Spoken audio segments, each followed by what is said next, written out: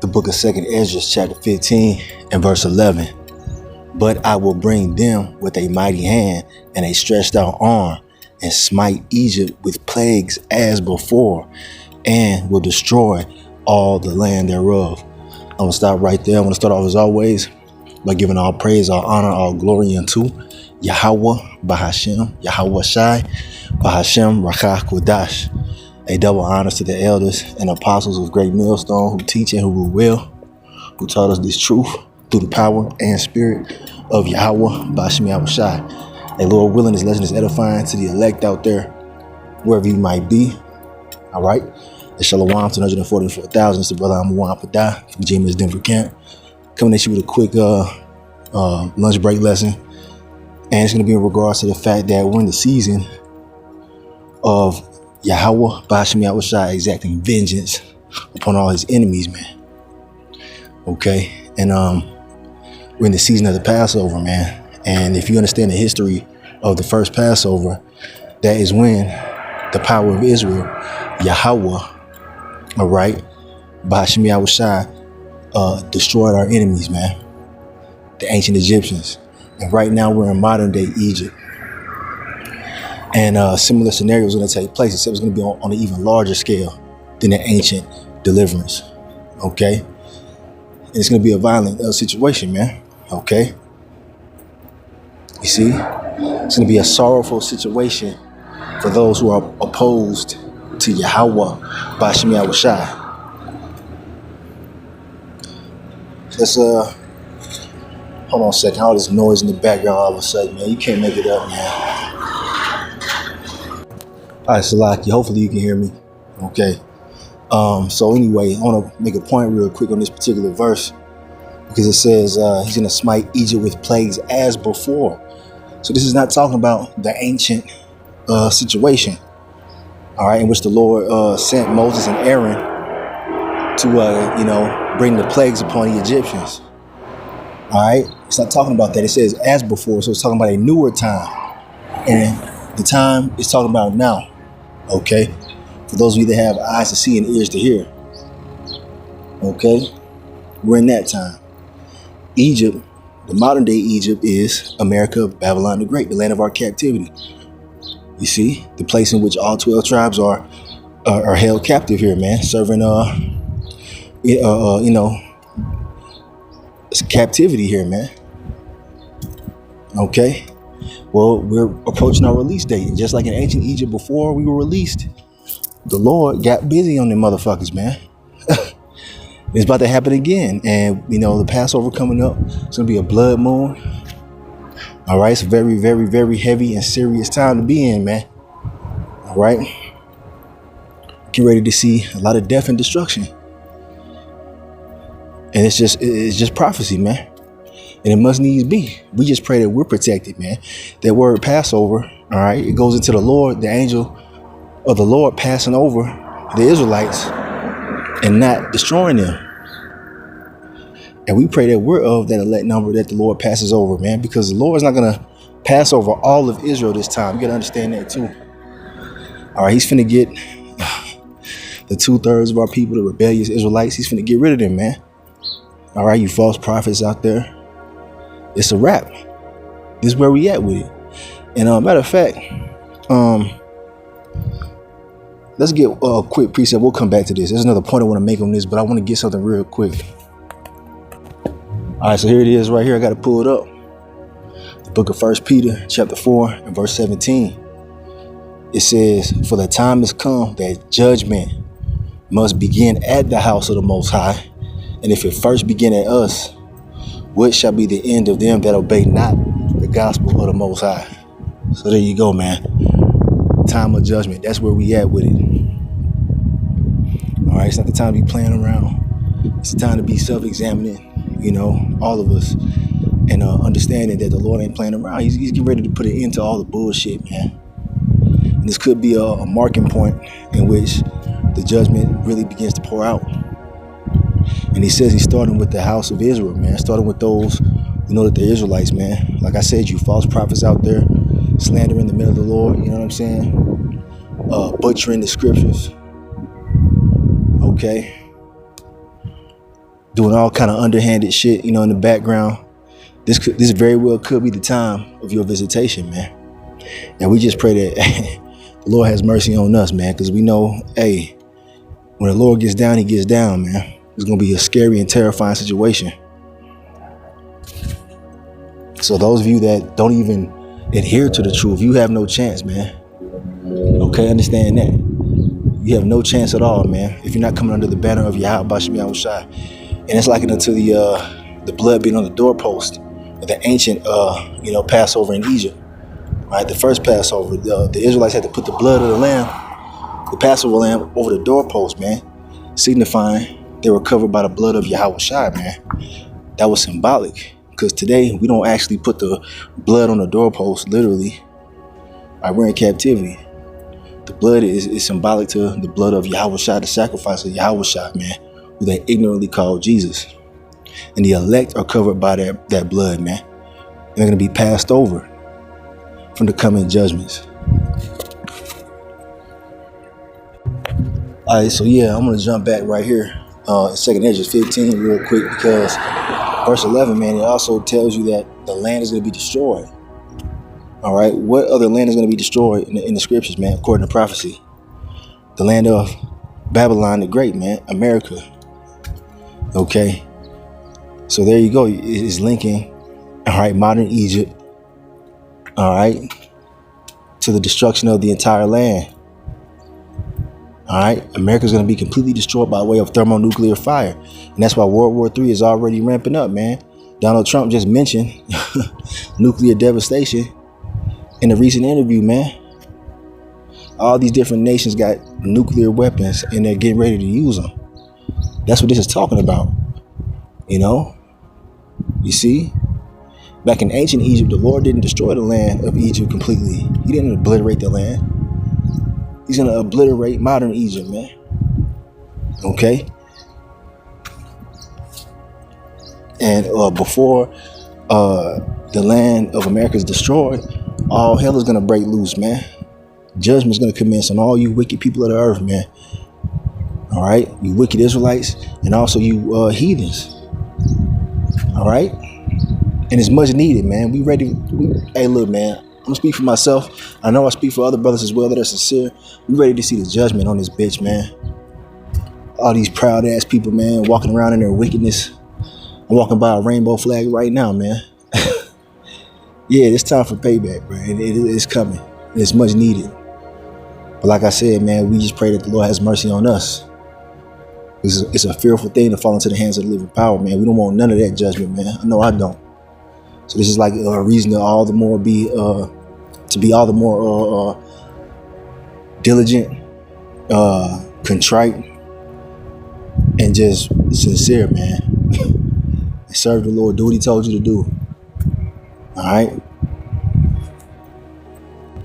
And I actually want to zoom out real quick to verse 1 in 2nd Ezra 15. I'm not going to read the entire chapter. The entire chapter is heavily prophetic. And you're going to have to read it on your own time, man. But I just want to get, a couple of points out of here, for edification's sake. All right. Now, verse 1, it says, "Behold, speak thou in the ears of my people the words of prophecy." That's what the Lord commanded us to do. All right. To speak these words. All right. To prophesy, to warn the people, to be a watchman. He commanded us to do so. And that's what we're doing in hopes of receiving mercy from these judgments that are coming. Right. All right. It says, "Behold, speak thou in the ears of my people the words of prophecy, which I will put in thy mouth, saith the Lord, Yahweh Bashim Yahushai, and cause them to be written in paper, for they are faithful and true." All these prophecies will happen. The civil unrest, the famine, that could pop off very, very soon. It must. Okay? It has to happen. These words are faithful and true. Okay? It says, verse 3, "Fear not the imaginations against thee. Let not the incredulity of them trouble thee that speak against thee." What's it talking about, man? Don't let these fucking 2/3 discourage you from doing what you're supposed to do, man. And you working at your own salvation. All right? These scoffers and mockers can't save you, man. They can't save themselves. So fuck what they talking about. Don't let these people that don't believe, all right, these incredulous people of the earth, because that's what that word incredulity means. It means unbelief. Don't let these weak motherfuckers sway you from doing what you're supposed to be doing for Yahweh Shemi Awashai. Because we ain't in the time to be slacking off at all. Hey, it's full steam ahead, man. All right? You see? So don't let them trouble you, man. They talking all type of, slanderous shit, in these last days. It is what it is. It's all part of the prophecy, man. We're going to be hated by all men for his name's sake. All right? For Yahweh Shai's name's sake. We're going to be hated by all men. All right? Including Israelites that ain't right. They got massive congregations. You know what I'm saying? It seems like everybody's coming against Great Millstone. But hey, that just means we're in a good case, man. They did the same thing to the prophets of old, man. They did the same thing to our Lord Yahweh Shai. All right? For all the unfaithful shall die in their unfaithfulness. They gonna die, man. And we in that time, man. We in that time of this being fulfilled. I mean, it's gonna be a blood moon on the night of the Passover, man, which is tomorrow night at sundown. It's gonna be a blood moon. All right, that's a sign in the heavens. All right, the Lord very well could start bringing these judgments. All right, in mass. Behold, saith the Lord, Yahweh Shemi Awashai, I will bring plagues upon the world, the sword, famine, death, and destruction. That's what's coming. This is what we've been prophesying about, man. All right, for all these years, and we very well could be at that point, man. Why is that? Why is he doing it? Because it says, verse 6, for wickedness hath exceedingly polluted the whole earth, and their hurtful works are fulfilled. Wickedness every fucking where, man. Perverseness, abomination everywhere in this place, especially here in America, man. It's just seething with wickedness and evil, man. All right, y'all, these weirdos walking around, man. Like it's just normal. All right. A lot of these people are sexual deviants, homosexuals, PDF files. Okay. Witches, warlocks. All these kind of different things are going on here, man. And it's time for it to be eradicated. Okay. It's time for the judgment, the payback for all that. You don't get to just sin against the Lord and his ways and think you're going to just get away with it, man. And then, also, America is the prized possession of Esau, man. You see that golden cup? It's going to be destroyed, man. Okay? It's a payback for all that they've done unto who? The Israelites, you 12 tribes, you so-called Negroes, Latinos, Native Americans, Seminole Indians. All right? For all the blood that was shed on this land of the Lord's people, they finna get paid back for all this, man. And all you Israelites who are siding with the enemy, you gonna get caught up in it too, man. Because the Lord, he just gotta put you out of your misery. You're sick. All right? You gotta get you up out of here. All right? But yeah, man, that's the point on that one. So this is the book of Exodus, the 12th chapter. It goes in on the Passover and the procedures for the Passover, okay? But I want to make a point, okay? I'm not going to read the entire thing. I'm going to start at verse 5. All right, it says, your lamb shall be without blemish, a male of the first year. Ye shall take it out from the sheep or from the goats. So in case you didn't know, for the Passover, if you don't have a lamb, you can also, eat goat on the Passover. A lot of people don't know that. Okay. But anyway, the point is, right here in verse 6, it says, and ye shall keep it until the 14th day of the same month, and the whole assembly of the congregation of Israel shall kill it in the evening. Verse 7. Here's the point, Salaki. And they shall take of the blood and strike it on the two posts, on the two side posts, and upon the upper doorposts of the houses, wherein they shall eat it. All right, there goes that, blood on the doorpost situation. All right, that's where that came from. But let's jump down to the point real quick, because it goes in a little bit more on that. Oh, here it is right here. Oh, matter of fact. Okay, verse 12, it says, for I will pass through the land of Egypt this night, and will smite all the firstborn in the land of Egypt, both man and beast, and against all the gods, all right, or the idols of Egypt, I will execute judgment. I am the Lord Yahweh, Bashmi Awashai. So that's serious, man. All right. The Lord smote all the firstborn of the men of Egypt, all right, all their families. He smote all the firstborn, and even of their own cattle. There was not one that was not found dead in all the houses of Egypt on that night, man. Okay. Except this time, the Lord ain't just gonna smite the firstborn. He gonna smite all those who oppose him on this side. So it's gonna be even more devastating than the judgment on Egypt. So you play around if you want to, man. Okay. Verse 13. And the blood shall be to you for a token upon the houses where ye are. And when I see the blood, I will pass over you, and the plague shall not be upon you to destroy you when I smite the land of Egypt. And the Lord is getting ready to smite the land of America, Babylon the Great, aka spiritual Egypt. All right. In these last days. Time is up, man. It's damn near up. I'm gonna say it that way. All right. Like it says, man, wickedness has exceedingly polluted the whole earth, man. You can't really get too much more wicked than this, man. Now we know it's gonna turn up, but we're at that threshold. We can feel it, man. We're at the threshold of judgment, man.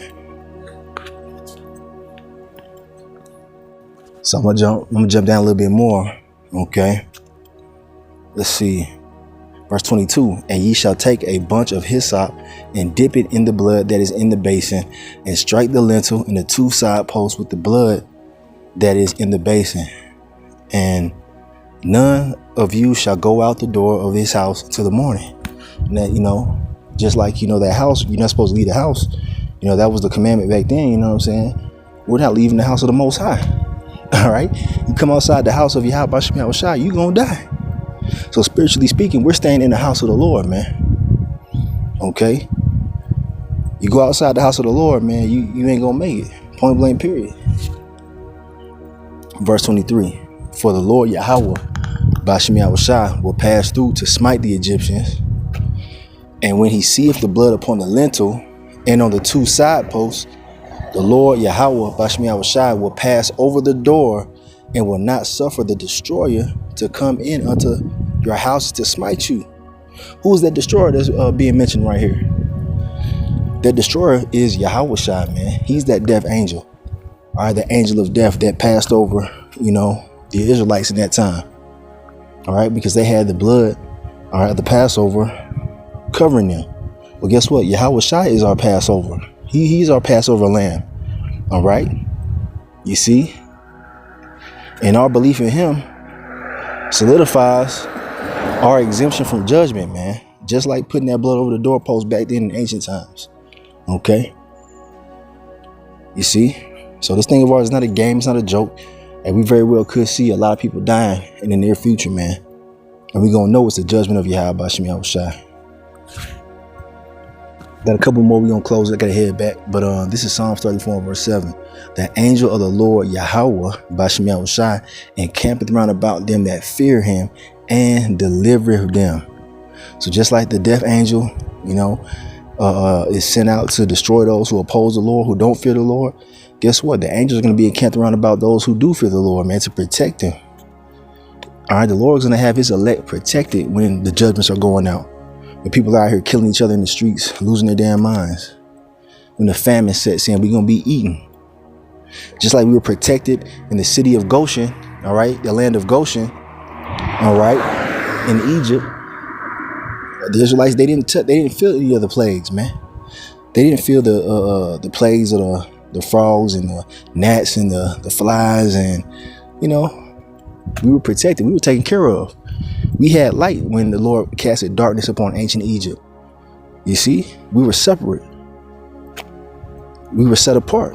Well, that's what the elect are in these last days. Lord willing, we be at that number, man. Because if not, it ain't about to be good at all. But hey, the Lord didn't bring us into this truth to destroy us, man.